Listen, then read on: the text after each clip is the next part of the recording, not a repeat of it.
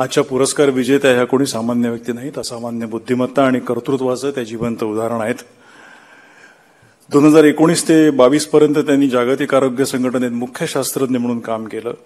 2019 पर्यंत त्या जागतिक आरोग्य संघटनेत उपमहासंचालक होत्या. यादी खूप मोठी आहे.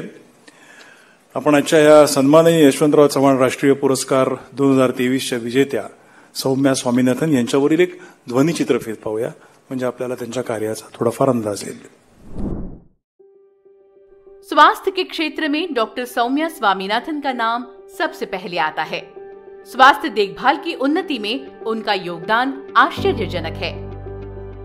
स्वास्थ्य क्षेत्र के प्रति डॉक्टर स्वामीनाथन का समर्पण अद्वितीय है, क्योंकि स्वास्थ्य सेवा प्रणाली में आने वाली चुनौतियों का समाधान करने में वो महत्वपूर्ण भूमिका निभाती है. उन्होंने इस क्षेत्र में अपनी उपलब्धियों से विश्व स्तर पर विशेष छाप छोड़ी. उन्होंने विश्व स्वास्थ्य संगठन के मुख्य वैज्ञानिक एवं स्वास्थ्य कार्यक्रमों के पूर्व उपमहानिदेशक के रूप में महत्वपूर्ण भूमिका निभाई है. उनके नेतृत्व में विश्व स्वास्थ्य संगठन का विज्ञान विभाग अधिक मजबूत हुआ. इसके अलावा अनुसंधान, मानदंड, मानकों की गुणवत्ता और डिजिटल स्वास्थ्य के क्षेत्रों पर अधिक ध्यान दिया गया. एक ओर जहां कोरोना महामारी तेजी से फैल रही है, वहीं डॉक्टर स्वामीनाथन ने विश्व स्वास्थ्य संगठन के वैज्ञानिकों का समन्वय किया. निम्न और मध्यम आय वाले देशों में टीकों का समान वितरण सुनिश्चित करने के लिए कोवैक्स जैसी पहल को बढ़ावा दिया. डॉक्टर स्वामीनाथन एक बाल रोग विशेषज्ञ है. वो 3 दशकों से अधिक समय से क्षय रोग, HIV के क्षेत्र में शोध कार्य कर रही है. उन्होंने भारत सरकार के सचिव और भारतीय चिकित्सा अनुसंधान परिषद के महानिदेशक के रूप में भी कार्य किया है. इस अवधि के दौरान उन्होंने भारतीय चिकित्सा विद्यालयों की अनुसंधान क्षमता को बढ़ाया, सरकार की स्वास्थ्य नीति बनाने में काफी मदद की. 2009 से 2011 तक उन्होंने जिनेवा में यूनिसेफ, UNDP, विश्व बैंक और विश्व स्वास्थ्य संगठन के विशेष कार्यक्रम के लिए एक अनुसंधान और प्रशिक्षण समन्वयक के रूप में काम किया. वैश्विक स्वास्थ्य पहल के प्रति उनकी प्रतिबद्धता बार बार स्पष्ट हुई है. डॉक्टर सौम्या स्वामीनाथन ने कई किताबें लिखी है. ये संख्या करीब 450 तक जाती है. उन्हें US national academy of medicine, UK academy of medical sciences और सभी भारतीय विज्ञान अकादमी के फेलो के रूप में सम्मानित किया गया है. उन्हें कई मानद डॉक्टरेट से भी सम्मानित किया गया है. डॉक्टर स्वामीनाथन कई संगठनों के राष्ट्रीय और वैश्विक सलाहकार है. वो स्वीडन में कारोलिंस्का विश्वविद्यालय और बोस्टन अमेरिका में टफ्ट्स विश्वविद्यालय जैसे प्रतिष्ठित संस्थानों में सहायक प्रोफेसर है. उनकी बुद्धिमत्ता, प्रबंधन कौशल और विज्ञान के क्षेत्र में नेतृत्व भावी पीढ़ियों के लिए मार्गदर्शक रहेगा. उनके स्वस्थ एवं दीर्घायु जीवन के लिए शुभकामनाएं. धन्यवाद. आणि यानंतर मी माननीय शरदराव पवार यांच्या हस्ते यशवंतराव चव्हाण प्रतिष्ठान तर्फे हा राष्ट्रीय पुरस्कार 2023 माननीय डॉक्टर सौम्या स्वामीनाथन यांना प्रदान करण्यासाठी मी विनंती करतो पवार साहेबांना. मानपत्र, शाल, धनादेश आणि सन्मानपत्र असं या पुरस्काराचं स्वरूप आहे. या वर्षीच्या विजेत्या माननीय डॉक्टर सौम्या स्वामीनाथन यांना यशवंतराव चव्हाण राष्ट्रीय पुरस्कार प्रदान करण्यात येत आहे. मनपूर्वक अभिनंदन.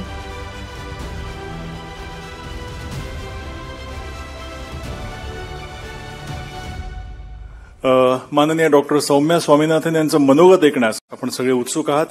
मी त्यांना विनंती करतो की त्यांनी आपलं मनोगत व्यक्त करावं. नमस्कार. Honorable Shri Sharad Pawar ji, Srimati Supriya Sule ji, Shri Arun Gujarati ji, Dr. Anil Kakodkar, Dr. Mashelkar, members of the board of the foundation and the jury,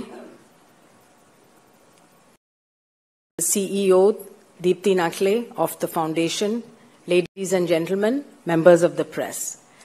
Firstly, let me say how honored and humbled and privileged I feel today to be in the same list of these luminaries who have received the Yashwantrao Chavan Award before me. So thank you so much to the jury and for all of you for considering me worthy of this award.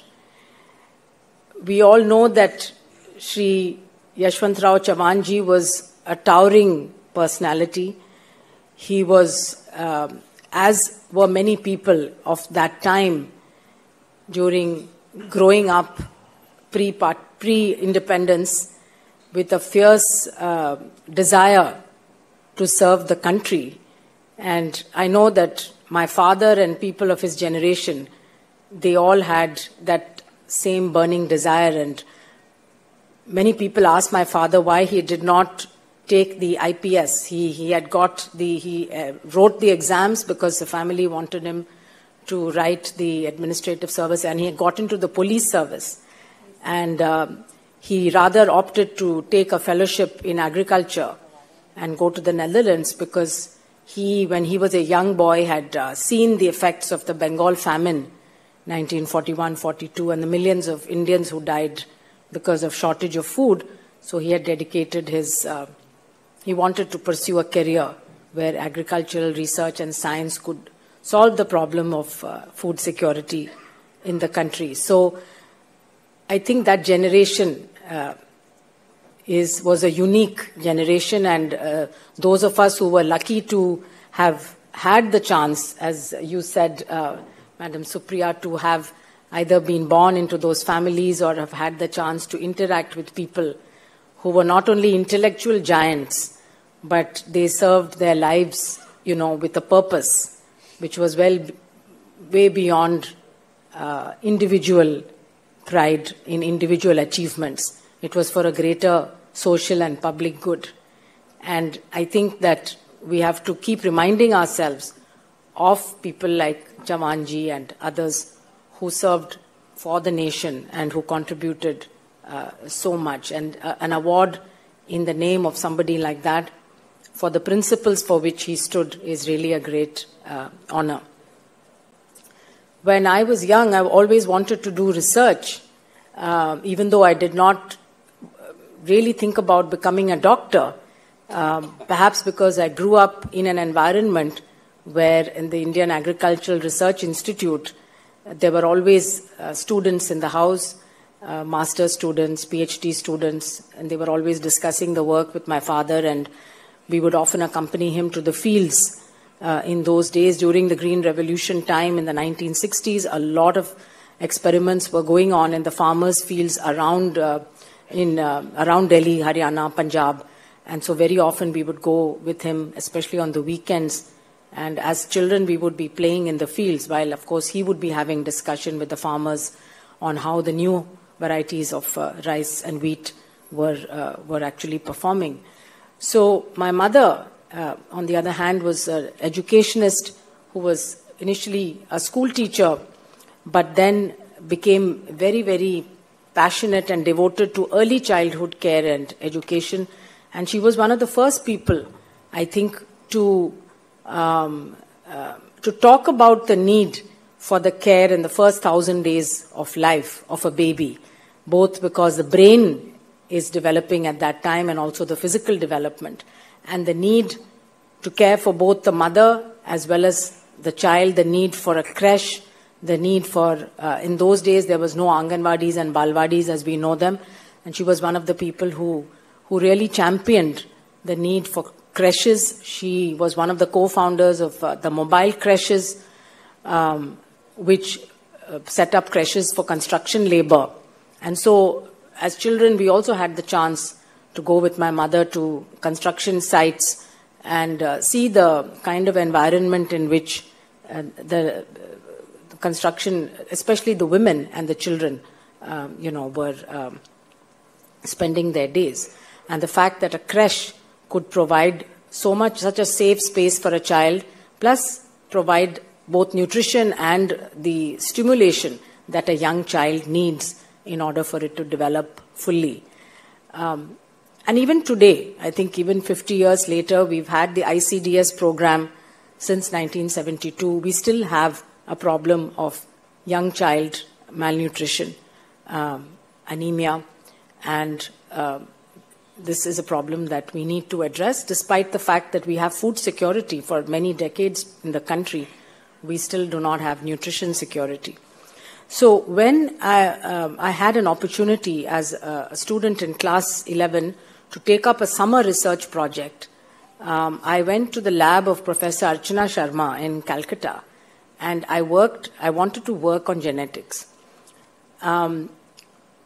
So she took me to the clinic in the Kolkata Medical College Hospital, where I saw a girl of about 16 years old, same age as I was, or 1 year older maybe, who had not attained puberty, and her parents had brought her for investigations. And so we collected a blood sample from this girl. We went back to the laboratory of Professor Archana Sharma, and I was given the task of performing the karyotyping, that is looking at all the chromosomes. As you know, we have human beings, we have 23 pairs of chromosomes, and one pair is called the sex chromosome. So in a female, it is XX. You have two X chromosomes. For a male, it is X and Y. But everybody has 23 pairs of chromosomes. But this girl had one missing X chromosome. So she had just one X. And it was because of that she did not have puberty, and she would not have been able to have children, etc. So for me, this was something as a 15-year-old, the power of science to be able to connect something which is happening to a person in the clinic, and to be able to understand that problem by doing certain experiments made me even more passionate about wanting to take up a career of research. And then I ended up doing my MBBS and in Pune, which I really love as a city. Spent my best years, I think, in Pune, and we are still very closely connected with the Armed Forces Medical College. And then went on to do pediatrics. But all along, I knew I wanted to do research. So after my training, when I came back to India, I was looking for a position for a doctor who could then do research. And I found very little openings or options. And everybody told me that you have to choose. In India, you can be a clinician. Why don't you be a clinician? You're a good clinician. You have done so well in your medical studies. So you can have a very good practice. Or you can go into teaching, join a medical college, and you become a teacher. But nobody opts for a career in research. And it was not considered really, a first choice for anybody. So it was quite challenging at that time to really find a slot or a position. And I was struggling for some time till I came across the institute in Chennai, the national, at that time it was called Tuberculosis Research Center. It's one of the institutes of the ICMR, Indian Council of Medical Research. And I went, and Dr. S.P. Tripathi, he had just become the Director General. He happened to be visiting Chennai that day. So I met him, and he said, well, we are looking for people like you who are interested in research. And you've got very good training. Why don't you join us? And there was a special scheme for people coming back from abroad. So that's how I joined the ICMR. And even though I was trained as a pediatrician, I decided I will spend my time on tuberculosis. It's a problem in children, but it's also a huge problem in the country. And I realized that there were a lot of things we didn't know about TB, and so a lot of research was needed. So that's how in 1992 I started my career there, and I very quickly realized that tuberculosis was not only a disease which was caused by a bacterium, but it's also a social issue, because there were so many stigma and fear around the disease that people, even educated people, does not want to accept that they or anyone in the family has TB, want to keep it a secret. And of course, disproportionately affected the poor who had their own problems of compliance with treatment. It's a very long period of treatment, and so the natural human tendency, any of us who take medicines, after a few days when you're feeling better, you stop the medicine because you feel that you got cured. But in TB, you have to continue for 6 months, sometimes longer if you have drug-resistant TB. So it's a real challenge to keep people on treatment For them, their work is important. They have to earn a livelihood, take care of families. So I also realized then that the social aspects of a disease and the socio-economic determinants of disease are extremely important.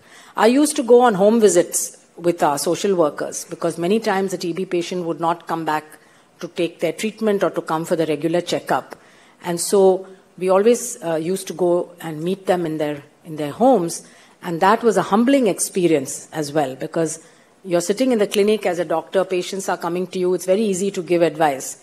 But when you visit the patient's home and you see how they are living and what is the circumstances in which they are managing their lives, then that really humbles you, and then you stop lecturing your patients. You try to understand, you develop a much better empathy with them. So most of our TB patients came from very poor backgrounds, so I have visited, every slum probably in Chennai, looking for these people and then trying to give them counseling and their families and any other support we could give. Sometimes the children used to drop out of school, etc. Very soon after that, of course, we found the first few cases of HIV in India. This was in 1996.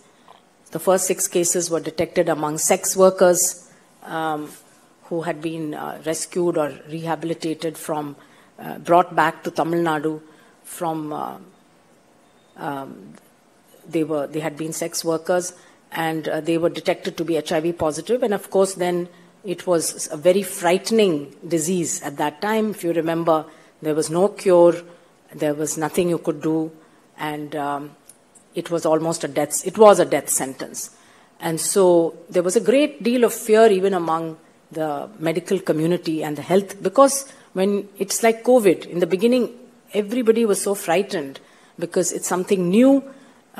It can be fatal, you can die from it, or it can cause severe illness, and you don't know how to prevent it or treat it. So anything like that always creates a lot of fear, and fear creates a lot of stigma and discrimination. And we can remember in COVID also that there were, and even healthcare workers sometimes were not allowed to even come back to their homes. So fear and stigma is something which gets in the way of treating diseases.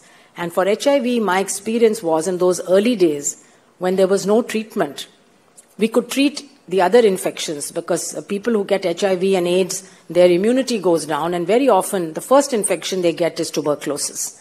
So you would treat the tuberculosis, and that would improve, and their general condition would improve, and they would start feeling much better and eating, and they would look like they're putting on weight and recovering, but that was very temporary, because then they would get some other infection and some other infection, some other infection, and keep on going downhill. So it was a very difficult time for the patient and the family, of course, but also for us as doctors and nurses who look after these patients. It was very depressing, because you develop a bond with those people and their families, and then you ultimately you're feeling very helpless.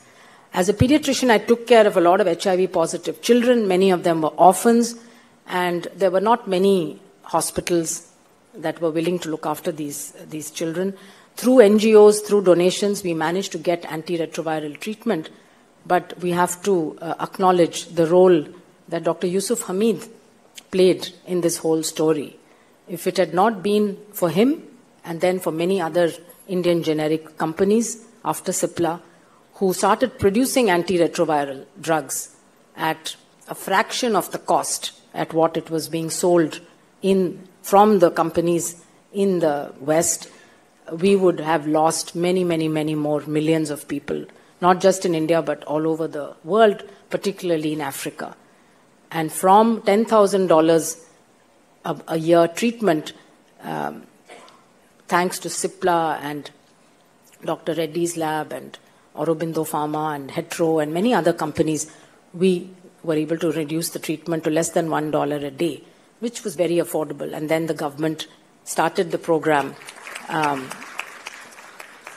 The free antiretroviral treatment program started in 2004, and that, of course, changed everything, because today, even if somebody has HIV infection or gets HIV infection, you can expect to live practically a normal life with the drugs that are now available. Of course, if you have to take them lifelong, you cannot stop the medicine, but you can have a very good quality of life. So that is the power of science and the kind of research that was done for HIV. That of course, we still don't have a vaccine, but in terms of drugs and in terms of other preventive modalities, again, mostly using drug combinations, we have made such huge progress that that fear of having HIV is no longer there. Today, you have the confidence that you can live a normal life. Still, there are issues. There are, in many places, still not all people have got tested. There's still stigma. There is still problems of access to diagnosis and access to treatment. But the same is true for TB. We have good treatment. On the prevention side, the vaccine we have, BCG, is very old. It's 100 years old. Unfortunately, we don't really have another better vaccine, so we're still using BCG. But there's a lot of research going on now, and there are several new candidates. And again, with the new technology platforms that became prominent during COVID, we had never heard of mRNA before that. But now we have so many mRNA vaccines, including ones made in India. We have a DNA vaccine platform. We have subunit protein vaccines. And then we have the traditional vaccines where you kill the virus and you inactivate it. So those platforms can now be tried for other infectious diseases, including HIV, malaria, tuberculosis, dengue, and rare diseases like Nipah virus, Ebola, etc. So I think the progress that we made during pandemic on science and technology now opens up the possibility to use all that knowledge that was gained. And the reason it happened is, firstly, countries invested a lot in science during the pandemic because people just wanted to get out of the pandemic. So a huge amount, hundreds of billions of dollars were invested within those 2 to 3 years in research. Secondly, there was a global mission and a collaboration and a goal. There was one goal for the whole world. How do we come out of the pandemic? And so there was huge amount of collaboration between countries, scientists, but also between the public and the private sector. And then, of course, there was the work that was going on across all the different disciplines, and they all came together. Dr. Kakodkar mentioned about genomics.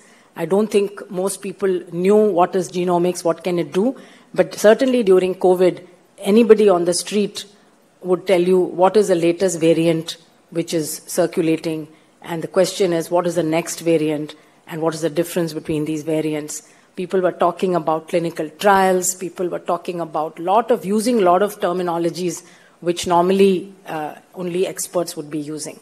So one thing COVID did do, I think, is to show to people that if you invest in science, you invest in research, you invest in scientists, you invest in institutions, and you invest in data, you can learn a lot in a very quick time and you'll be able to find solutions. But the investments cannot come after the emergency begins. So it was countries that had already invested that actually were able to very quickly build on that. And of course, India was in a good position. We have a lot of scientific institutions. We have huge amount of trained manpower, scientific manpower, medical manpower.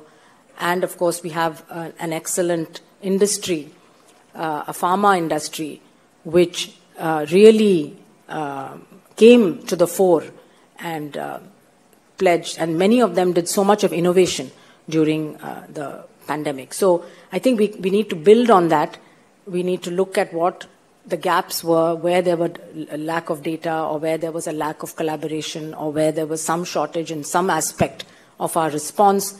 And every country should do that. It should look at what we did well and where we need to improve and we need to invest further. And that is, I think, that will keep us in good stead. because we know that these type of infectious disease pandemics are going to happen in the future.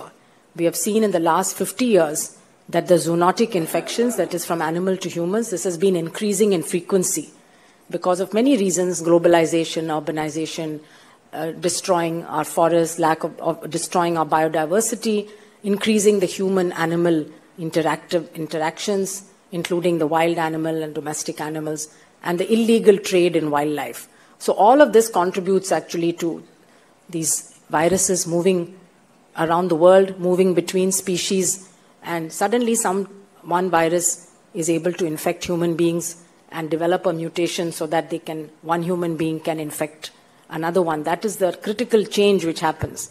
And once that happens, then it becomes an infectious disease that can spread very easily. So I think the question is, how do we prepare ourselves? How do we improve our surveillance systems? How do we continue to maintain this good surveillance program, both for animals as well as for humans and the environment, as well as how do we invest more in our science and technology so that we can build platforms, we can build the tools we need so that when we are faced with an outbreak, we don't waste any time. We are ready to go with already the tools that we have at our hand. And of course, we'll have to go very quickly into clinical trials and then take it into people. So the public trust and communication is also important. And that was very important during the pandemic. But I think that to prepare for the next pandemic, we should deal with infectious diseases that we have today. Why should we wait, for the next new virus? We have tuberculosis, we have malaria, we have dengue, we have chikungunya, we have enough infectious diseases that we have not conquered and that together are still killing a lot of people in India and around the world. So if we use this knowledge to tackle the infectious diseases that we have today, then we will be even stronger to tackle something which is coming unknown, what we call as a pathogen X or a disease X. So it requires, again, a national mission. It requires certain goals and targets to be set. It requires investment, of course, and it requires partnerships and collaborations. And I think India is in the best position because, as I mentioned earlier, we have all of these ingredients and we just have to come together and decide that we want to achieve something. And it should be possible to make infectious diseases history. In fact, within the Sustainable Development Goals on health, we are supposed to come to eliminate. Eliminate doesn't mean that it will completely disappear, but we have to bring it to a very low level, HIV, TB, and malaria, all these three infectious diseases. But to do that, we will need new tools. Any infectious disease in history that has been eliminated has only been done when there is a vaccine. There is no infectious disease that we have conquered, like smallpox, for example. Polio is on the edge of eradication. Still a few cases in just two countries, Pakistan and Afghanistan. We've came from millions of polio cases to a handful of cases now in two remaining countries of the world, thanks to vaccine. So I think we can do it. It's not impossible. Some pathogens are easier than others to develop vaccines. TB, HIV are both very complex bacteria. One is a bacteria, one is a virus. It's not been easy to develop a vaccine. But I think, again, using all the new insights we have today, it should be possible to do that. And hopefully by 2030, we should have something developed in India, either a new vaccine or a new combination of drugs that can both prevent as well as treat TB very easily, simply, without side effects, and make sure that this disease actually goes into history. So that would be a tremendous achievement, and I don't think that I would be satisfied with my life's work unless I see that day in the very near future when we can say that we have eliminated TB as a public health problem. So once again, I would like to thank the jury in particular for having considered me worthy of this award. I will, of course, treasure it always for the rest of my life, but I would also like to dedicate this award to the children of TB patients, and I would like to find a few of them who maybe need some financial support that I can use this prize money for. Thank you very much. Namaskar.